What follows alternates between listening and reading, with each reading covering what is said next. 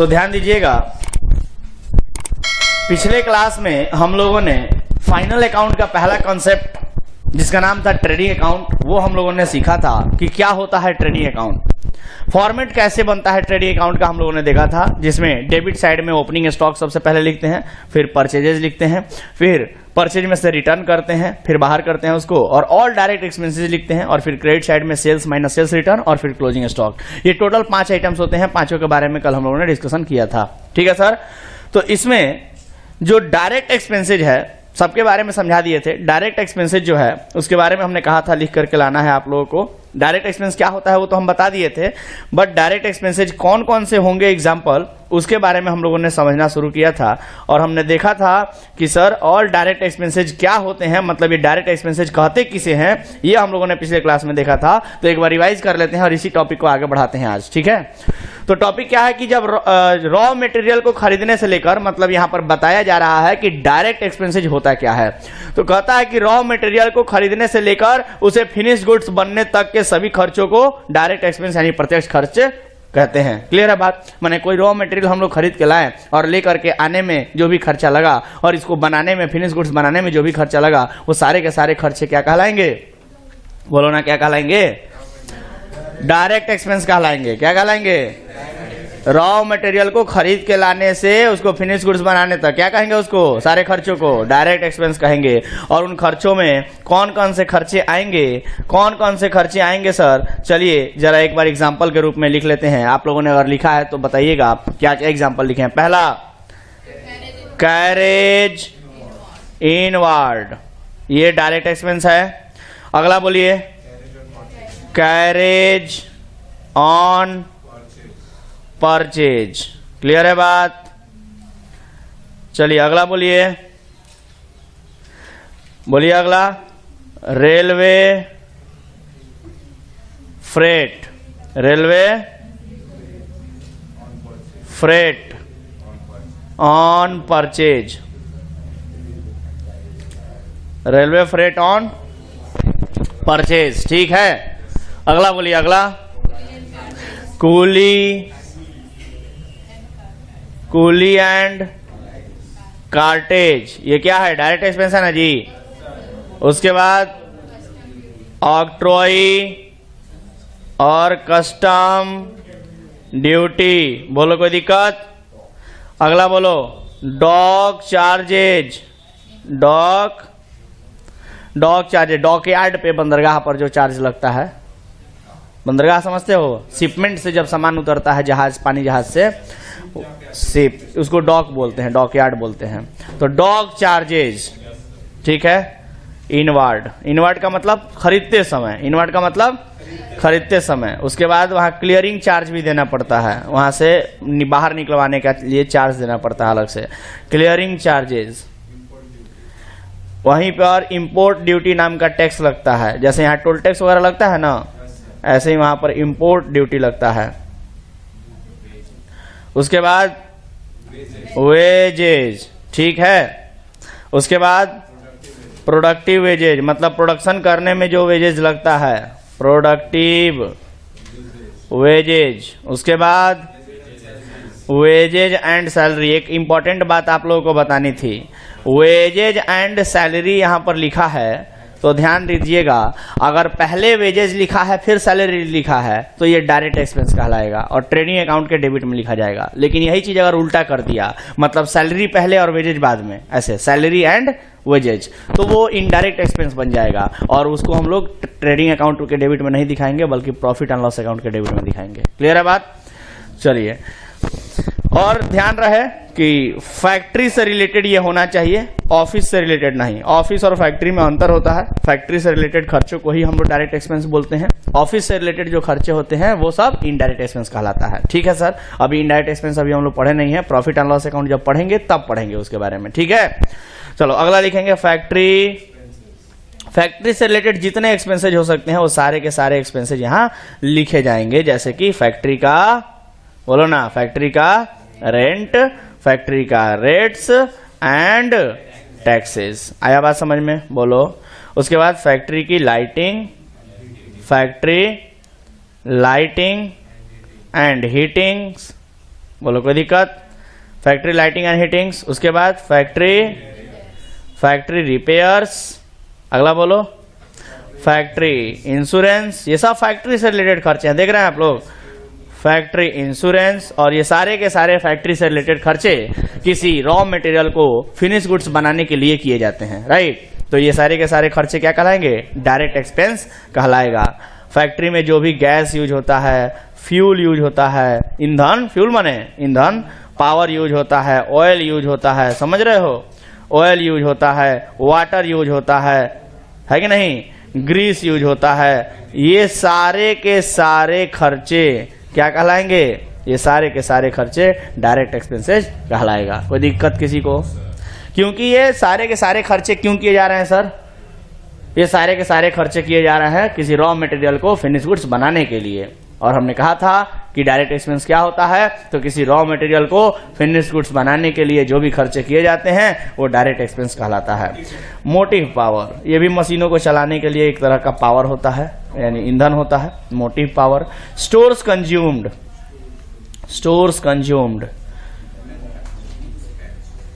Consumed, उसके बाद अगला मैन्युफैक्चरिंग एक्सपेंसेज। मैन्युफैक्चर करने में जो भी खर्चे लगते हैं वो सारे के सारे मैन्युफैक्चरिंग एक्सपेंसेज इसमें लिखे जाएंगे। समझ में आया क्या? और उसके बाद जब रॉ मटेरियल बन जाता है तो उसको हम लोग जो फैक्ट्री में इनिशियल पैकिंग इसको बोलते हैं, पैकिंग मटेरियल। पैकिंग करने के लिए जो मटेरियल यूज होता है वो भी तो फैक्ट्री में अगर कोई खर्चा है तो उसको भी हम लोग लिखेंगे। जैसे दो तरह का पैकिंग होता है, एक इनिशियल पैकिंग, कोई प्रोडक्ट निकला और उसको कोई पॉलिथीन वगैरह से पैक किया गया, राइट, तो इनिशियल पैकिंग होता है ताकि उस जो भी हम लोग बनाए हैं वो सुरक्षित रहे, एक वो पैकिंग होता है। और एक होता है फाइनल पैकिंग। फाइनल पैकिंग मतलब मान लो किसी डब्बे में रखना है या बड़ा पैकेज में रखना है तो वो फाइनल पैकिंग हो गया, ठीक है। तो फाइनल पैकिंग की मैं बात नहीं कर रहा हूं, ये जो पैकिंग है ये इनिशियल पैकिंग है। कैसा पैकिंग है? इनिशियल पैकिंग, शुरुआती, इनिशियल पैकिंग है। ये समझ में आ रहा है क्या? ये इनिशियल पैकिंग है, शुरुआती, इनिशियल माने शुरुआती पैकिंग है जो फैक्ट्री में किया जाता है। लॉजिक समझ में आ रहा है क्या? तो ये सारे ग्रॉस प्रॉफिट कोई खर्चा है जी? सब छाप लिए हो? सब छाप लिए हो? ग्रॉस प्रॉफिट खर्चा है, हम लोग यहाँ खर्चों को लिख रहे हैं।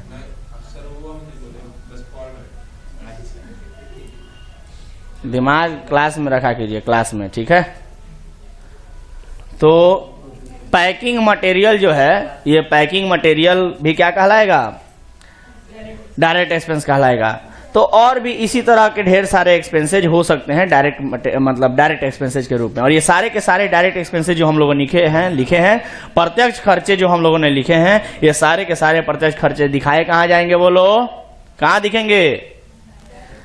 ये डेबिट साइड, ट्रेडिंग अकाउंट के डेबिट साइड दिखाया जाएगा। क्लियर हो गया बात? बोलो ना। तो चलो अब जरा सा अगर क्लियर हो गया हो, जरा फॉर्मेट को एक बार मैं फिर से दिखाना चाहूंगा। जो ट्रेडिंग अकाउंट का फॉर्मेट है उसको एक बार आप लोग फिर से गौर से देखिए जरा। और यहाँ से आज बहुत सारी चीजें हम लोग सीखने वाले हैं और सवाल भी डिस्कस करने वाले हैं, ठीक है sir.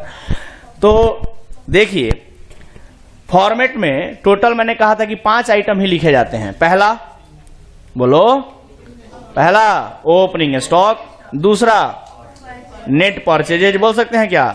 Purchase minus purchase return को क्या कहते हैं?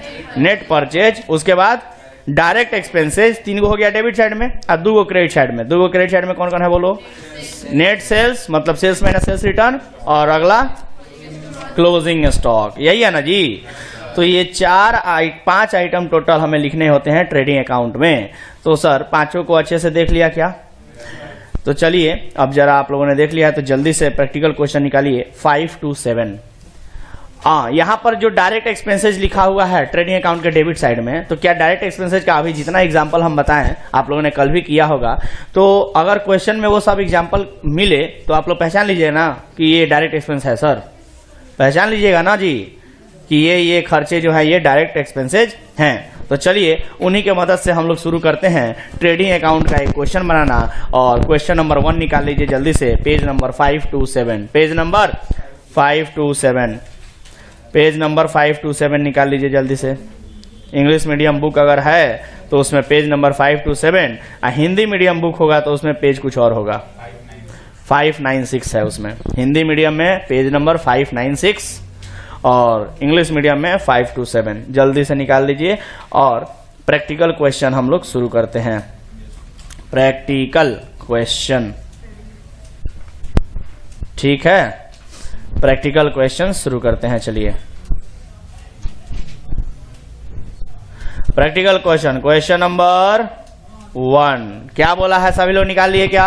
हेडिंग में लिखा है trading account, prepare a trading account. Question number 1, prepare a trading account from the following details. दिए गए डिटेल्स के अनुसार आपको ट्रेडिंग अकाउंट बनाना है। दिए गए डिटेल्स के अनुसार आपको ट्रेडिंग अकाउंट बनाना है। लॉजिक समझ रहे हो? बोलो लॉजिक समझ रहे हो? दिए गए इंफॉर्मेशन के अनुसार आपको क्या बनाना है? ट्रेडिंग अकाउंट बनाना है। तो इसका मतलब ये हुआ कि सर ऊपर हेडिंग में क्या लिखते हैं हम लोग? In the books of, in the books of. किसके बुक में बनाना है कोई बताएगा? कुछ नाम दिया है क्या? नहीं दिया है तो डैश डैश डैश। क्या बनाना है सर? क्या बनाना है? ट्रेडिंग अकाउंट बनाना है। तो ट्रेडिंग अकाउंट लिख देंगे। कब बनाना है? For the year ended. साल का अंत बताओ, दिया है क्या डेट? नहीं दिया है। नहीं दिया है तो डैश डैश करके छोड़ देंगे, कोई दिक्कत, और इसको ब्रैकेट में लिख देंगे। और जल्दी से फॉर्मेट खींच लीजिए, जल्दी से फॉर्मेट खींच लीजिए। ट्रेडिंग अकाउंट का फॉर्मेट में किसी को डाउट तो नहीं? ट्रेडिंग अकाउंट के फॉर्मेट में किसी को डाउट तो नहीं? बोलो। तो जल्दी से फॉर्मेट लिख लो, जल्दी से फॉर्मेट लिख लो, जल्दी से फॉर्मेट तैयार कर लीजिए सभी लोग। Do it fast. यही होता है ना जी फॉर्मेट। इधर डेबिट साइड हो गया, पार्टिकुलर, बोलो, फिर इधर क्रेडिट साइड, सॉरी इधर अमाउंट, फिर क्रेडिट साइड है ना, अमाउंट, फिर यहां पार्टिकुलर, है ना जी, और फिर क्रेडिट साइड में अमाउंट। बोलो कोई दिक्कत? डेबिट साइड को किससे लिखते हैं? 2 से, और क्रेडिट साइड को बाई से। तो चलो सबसे पहला आइटम पढ़ेंगे क्वेश्चन में। सबसे पहला आइटम, जल्दी से फॉर्मेट बनाओ और क्वेश्चन देखो। मेरे साथ साथ क्वेश्चन नहीं देखोगे तो सीख नहीं पाओगे, सीखना ज्यादा जरूरी है, इसीलिए क्वेश्चन देखो। अच्छा, आप लोगों में से कोई एक काम करना, ये जो क्या बोलते हैं, ये जो क्वेश्चन प्रैक्टिकल दिया हुआ है, कोई इसका पीडीएफ बना करके, क्वेश्चंस का, केवल क्वेश्चंस का, अच्छे कैमरा अगर होगा तो पीडीएफ बना करके जरा मेरे नंबर पे सेंड कर दो, ताकि हम क्वेश्चंस को बोर्ड पर दिखा सके और ज़्यादा अच्छे से आप लोगों को समझ में आएगा। ठीक है, वैसे तो बुक सबके पास है, बट क्वेश्चन यहाँ स्क्रीन पर भी दिखेगा तो ज़्यादा बेहतर रहेगा, क्योंकि अगर कोई ऑनलाइन पढ़ रहा होगा बच्चा तो उसको भी लगेगा कि हाँ ये सवाल है और ये इसका आंसर है, क्योंकि सवाल तो ऑनलाइन वालों को दिख नहीं रहा होगा, है कि नहीं? तो जो ऑनलाइन वाले बच्चे हैं उनको भी सवाल दिख सके। वैसे मैं बता दे, हर लेक्चर में मैं कहता रहता हूं कि एसबीपीडी बुक है, एसके सिंह राइटर हैं, 11th का किताब है, और उसमें पेज नंबर भी मैं बताते रहता हूं। अभी इंग्लिश मीडियम बुक मेरे हाथ में है, एसके सिंह राइटर का, पेज नंबर 527 है, निकाल लेना है। क्वेश्चन नंबर 1 में ट्रेडिंग अकाउंट बोला है बनाने के लिए, ठीक है? तो किसी ने बनाया क्या पीडीएफ क्वेश्चंस का? केवल क्वेश्चंस का, यस।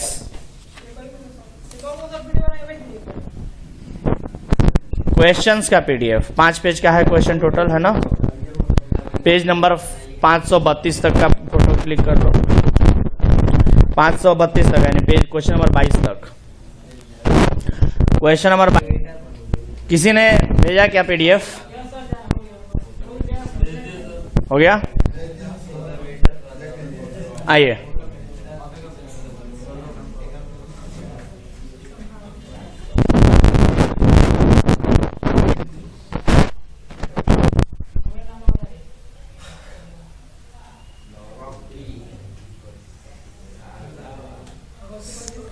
चलो देखो तो भाई साहब पीडीएफ बना के भेजे हैं, अंधेरा अंधेरा, फ्लैश लाइट ऑन करके बनाए होते ब्राइट आता।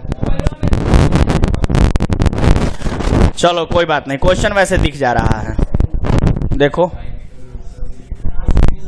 क्वेश्चन नहीं दिख रहा है, इस पे भी दिख जा रहा है, स्क्रीन पे थोड़ा इशू हो सकता है, मे बी पॉसिबल, बट इस पे, इस स्क्रीन पे दिख जा रहा है, काफी है। हमें जो चाहिए था वो मिल गया। चलिए अब आप लोग अपने अपने किताब में देख सकते हैं। बोर्ड पे अगर दिखाई नहीं भी दे रहा है तो आप लोग अपने बुक में तो देख सकते हैं ना। मुझे तो बस यहाँ ऑनलाइन वाले बच्चों को दिखाना था कि स्क्रीन पे ये रहा क्वेश्चन, और स्क्रीन पे काफी अच्छा दिख रहा है। ठीक है, तो चलिए अब जरा क्वेश्चन नंबर 1 को देखिए। चलिए सॉल्व करते हैं। सबसे पहले लिखा है परचेजेज, तो आप बताएंगे परचेजेज को कहां लिखते हैं? ट्रेडिंग अकाउंट डेबिट साइड, लेकिन उसमें से परचेज रिटर्न अगर दिया हो तो माइनस भी करेंगे, और अगर ऐसा इंफॉर्मेशन दिया हो तो फिर परचेज का अमाउंट हम अमाउंट वाले कॉलम में नहीं बल्कि इनर कॉलम में लिखेंगे। क्लियर है ना बात? तो परचेज के बाद परचेज रिटर्न भी दिया है, दिख रहा है? परचेज के बाद परचेज रिटर्न भी दिया है सर। और ये देखो कैरेज इनवार्ड डायरेक्ट एक्सपेंस है, ड्यूटी पे डायरेक्ट एक्सपेंस है, वेजेज भी डायरेक्ट एक्सपेंस है, गैस वाटर एटसेट्रा ये भी डायरेक्ट एक्सपेंस है। ये सारे के सारे डेबिट साइड में लिखा जाएगा। और लेकिन इन सबके पहले आप लोग जानते हैं ट्रेडिंग अकाउंट के डेबिट साइड में हम लोग क्या लिखते हैं? ओपनिंग स्टॉक को लिखते हैं। बोलो ना, अरे लिखते हैं ना, ओपनिंग स्टॉक को लिखते हैं। तो सबसे पहले ओपनिंग स्टॉक लिखा जाएगा, टू ओपनिंग स्टॉक, और उसके बाद ये सब लिखाएगा परचेज माइनस परचेज रिटर्न, और डायरेक्ट एक्सपेंस में जो एक्सपेंस है उनको लिखाएगा। और सेल्स माइनस सेल्स रिटर्न ये दोनों क्रेडिट साइड में लिखाएंगे। बोलो, क्लोजिंग स्टॉक भी क्रेडिट साइड में लिखाएगा। हो जाएगा क्या? तो चलो फटाफट बुक देख के बोलना शुरू करो, कहां क्या लिखना है। बोलो तो डेबिट साइड में सबसे पहले ओपनिंग स्टॉक। ओपनिंग स्टॉक बोलो, ओपनिंग स्टॉक कितना रुपया दिया है?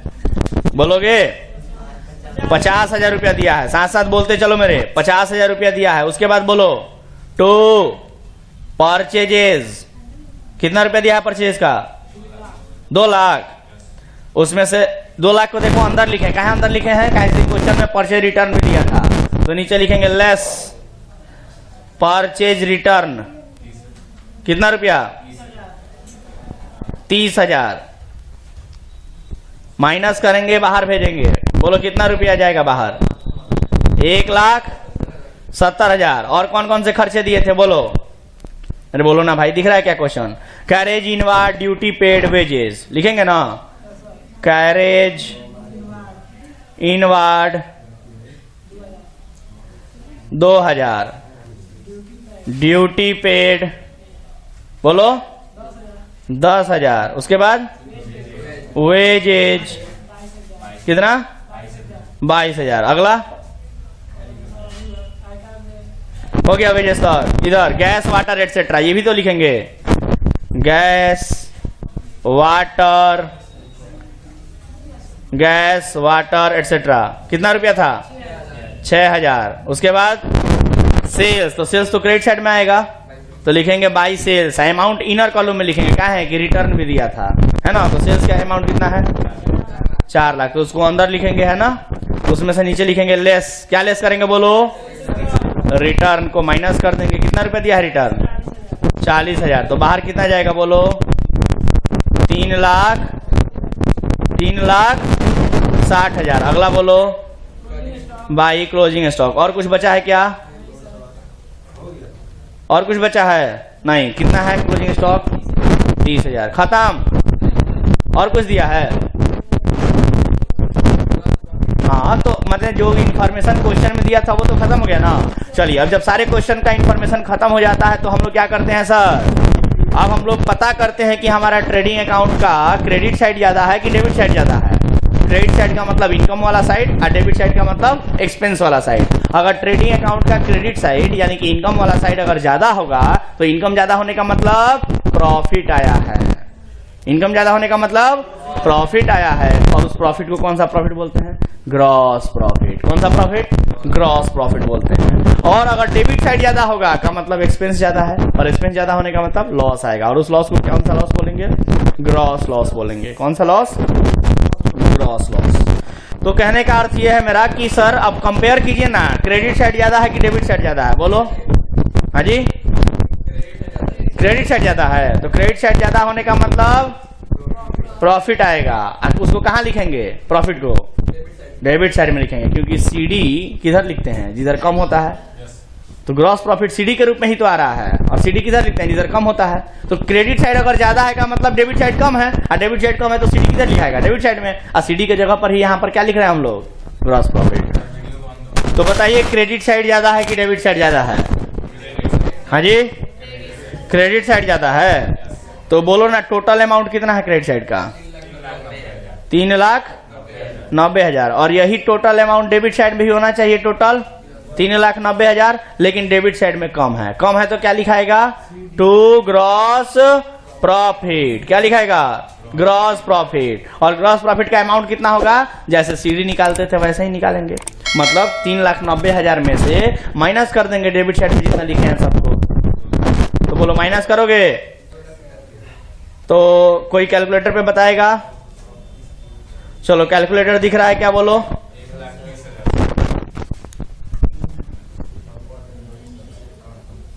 कैलकुलेटर ऑन नहीं होगा। ओके, कोई नहीं, कोई जोड़ के बताए।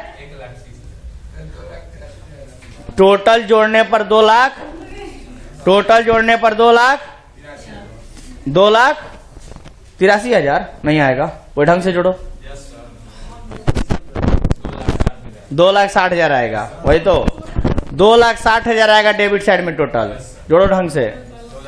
और 2,60,000 को माइनस करेंगे 3,90,000 से तो कितना बचेगा? 1,30,000। और यही आपका हो जाएगा ग्रॉस प्रॉफिट आंसर। बोलो कोई दिक्कत? चलो, तो क्वेश्चन नंबर 1 बन के तैयार हो गया। ऐसे ही क्वेश्चन नंबर 2 भी बनेगा, 3 भी बनेगा और 4 भी बनेगा। चारों क्वेश्चन एकदम एक जैसा दिया हुआ है। तो क्वेश्चन नंबर 2 आप लोग आसानी से बना सकते हैं। चलिए, तो क्वेश्चन नंबर 1 अगर बन गया है तो क्वेश्चन नंबर 2 का हम डिस्कशन करा देते हैं और उम्मीद करेंगे कि आप लोग घर से बना के लाएंगे। ऐसा उम्मीद कर सकते हैं? चलिए, तो क्वेश्चन नंबर 2 हम लोग डिस्कस करते हैं। चलिए जल्दी फास्ट इसको रिकॉर्ड कीजिए, जल्दी लिखिए।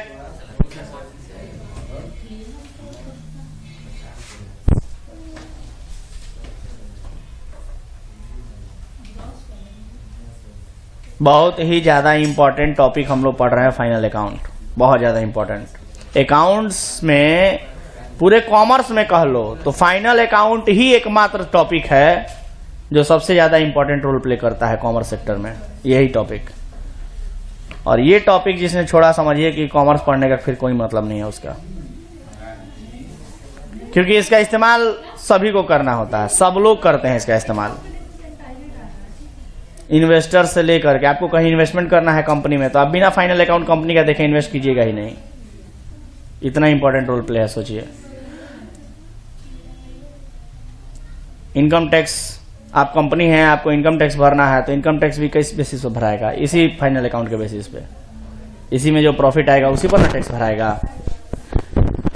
तो सबके लिए जरूरी है सर ये।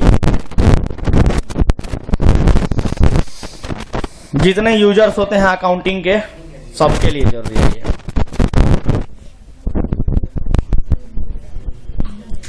तो मैं उम्मीद करता हूं कि सभी लोगों ने ये बना लिया होगा ट्रेडिंग अकाउंट, क्वेश्चन नंबर 1। और आते हैं अब क्वेश्चन नंबर 2 पर, ठीक है? और क्वेश्चन नंबर 2 अब डिस्कस करते हैं। सभी लोग अपने अपने बुक में देखिए, सभी लोग अपने अपने बुक में देखिए क्वेश्चन नंबर 2 में कौन कौन सा इंफॉर्मेशन दिया है और बताने का प्रयास कीजिएगा कि कौन सा आइटम कहां लिखेंगे। ठीक है, बता दीजिएगा कि कौन सा आइटम को कहां लिखेंगे। और बाबू हिंदी मीडियम वाले लोग, ये जो आप लोग देख रहे हैं बोर्ड पर कि ओपनिंग स्टॉक लिखे हैं, परचेज लिखे हैं अंग्रेजी में, तो सर बता दें आपको कि ये अंग्रेजी में ही होता है, हिंदी मीडियम बुक में भी। बोलो ना, इंग्लिश में दिया है ना, वही बात हम भी समझाना चाहते हैं। तो आप लोग कतई ऐसा ना समझिएगा कि सर हिंदी मीडियम में नहीं लिख रहे हैं, क्योंकि हिंदी मीडियम बुक में भी इंग्लिश में ही ऐसे ही लिखा जाए। फॉर्मेट के अंदर जो चीजें लिखी जाएंगी वो थोड़ी हिंदी में होगा, वो तो इंग्लिश में ही होगा। समझ रहे हो बात? तो आपको इतना थोड़ा बहुत तो एडॉप्ट करना होगा सर, नहीं तो कैसे आगे बढ़िएगा। हाँ, जो थ्योरी बातें होती हैं, थ्योरी चैप्टर्स हो गए, वो सब हिंदी में हो सकता है और वो हिंदी में हम प्रोवाइड करने का प्रयास कर रहे हैं। फिलहाल मैं उम्मीद करता हूं कि ये ट्रेडिंग अकाउंट सबको बड़ा आसानी से समझ में आया होगा, बहुत आसान टॉपिक लग रहा होगा, है ना? तो आइए जरा क्वेश्चन नंबर 2 को डिस्कस करते हैं। आगे बढ़े, कितना समय लगाओगे बालक? तो चलो क्वेश्चन नंबर 2 देखो, आवाज नहीं करना है और क्वेश्चन नंबर 2 को देखना है गौर से, ठीक है? चलो शुरू करते हैं क्वेश्चन नंबर। तो चलो क्वेश्चन नंबर 2 देखो, लिखा है फ्रॉम द फॉलोइंग डिटेल्स, दिए गए इंफॉर्मेशन के आधार पे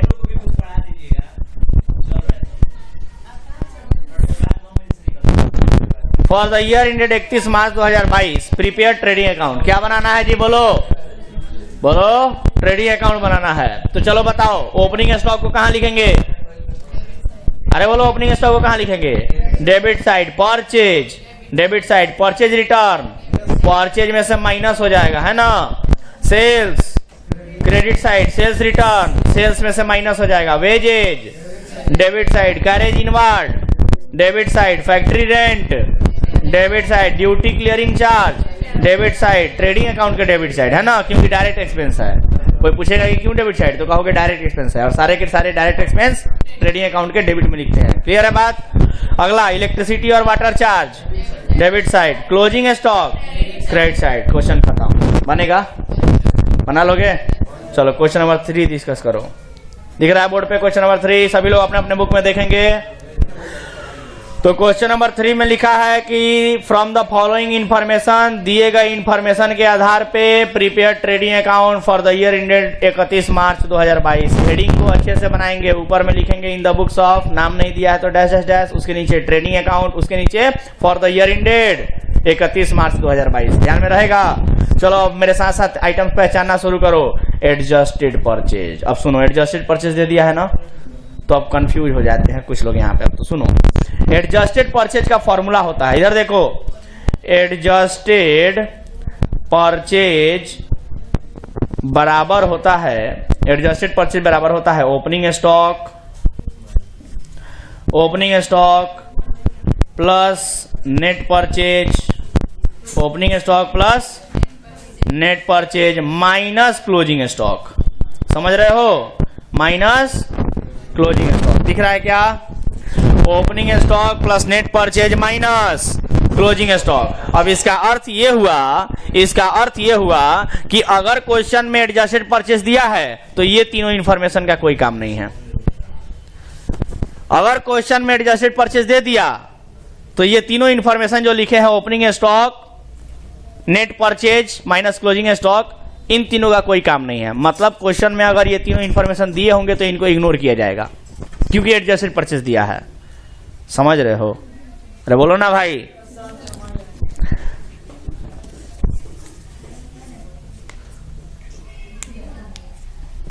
opening stock plus net purchase minus closing stock, ये फॉर्मूला होता है किसका? एडजस्टेड परचेज का।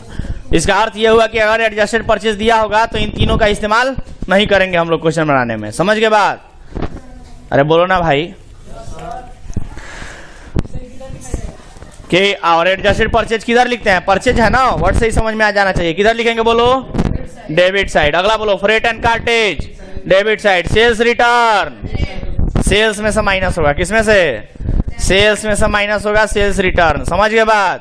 बोलो, सेल्स में से सेल्स रिटर्न माइनस होगा। अगला बोलो, क्लोजिंग स्टॉक, क्रेडिट साइड नहीं लिखेंगे, क्रेडिट साइड नहीं लिखेंगे। क्यों नहीं लिखेंगे?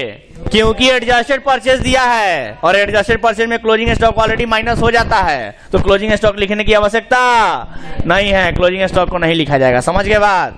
ये ध्यान में रहेगा? सबको ध्यान में रहेगा? पीछे सबको ध्यान में रहेगा? चलो अगला बताओ, वेजेज। बोल नहीं रहे हो उमर, कहां लिखेंगे वेजेज को? Debit side work expense, debit side sales, credit side उसमें से माइनस कर देंगे सेल्स रिटर्न, है ना। और रेंट नहीं लिखेंगे, रेंट को नहीं लिखेंगे, क्योंकि अगर फैक्ट्री रेंट दिया होगा, कल ही बता रहे थे तो बताए थे, आज फिर से बता देते हैं, फैक्ट्री का रेंट दिया होगा, फैक्ट्री रेंट लिखा होगा, फैक्ट्री वर्ड जो वर्ड है फैक्ट्री FACTORY, ये फैक्ट्री वर्ड लिखा होगा, फैक्ट्री का रेंट, तभी उसको डायरेक्ट एक्सपेंस मानेंगे, और नहीं तो केवल अगर रेंट लिखा है तो उसको हम लोग इनडायरेक्ट एक्सपेंस मानेंगे। फैक्ट्री का रेंट होगा तो डायरेक्ट एक्सपेंस मानेंगे, और फैक्ट्री का रेंट अगर नहीं लिखा है, केवल रेंट लिखा है, का मतलब वो ऑफिस का रेंट है, और ऑफिस का रेंट इनडायरेक्ट एक्सपेंस होता है, तो इसलिए इनडायरेक्ट एक्सपेंस को ट्रेडिंग अकाउंट में नहीं दिखाते हैं, और इसी वजह से बोलो, इसी वजह से रेंट को नहीं लिखा जाएगा यहां पर। समझ गए बात? वैसे देखो ना, मजे की बात, रेंट का अमाउंट भी नहीं दिया है, कुछ अमाउंट होना चाहिए था ना जी यहाँ पर रेंट का। अमाउंट देवे नहीं किया है, गायब कर दिया है। वैसे जरूरत भी नहीं है, नहीं दिया है तो कोई दिक्कत भी नहीं है, क्योंकि रेंट वैसे भी नहीं लिखना है। तो सवाल बन जाएगा अब। यस सर, 4 नंबर बनवा दें? आ जाओ, 4 नंबर भी बनवा देते हैं। चलो 4 नंबर सवाल देखो। अब बाबू भाई एडजस्टेड परचेज का फॉर्मूला अपने कॉपी में तनी फट से लिख लीजिए तो सब लोग जल्दी जल्दी, जो लोग नहीं लिखे हैं एडजस्टेड परचेज का फॉर्मूला जल्दी से लिख लीजिए। एडजस्टेड परचेज बराबर opening stock plus net purchase minus closing stock. जल्दी करो, जल्दी करो, जल्दी करो। वैसे हाँ, 4 नंबर क्वेश्चन कल हम डिस्कस करा देंगे, ठीक है? आज के लिए इतना ही रहने दीजिए।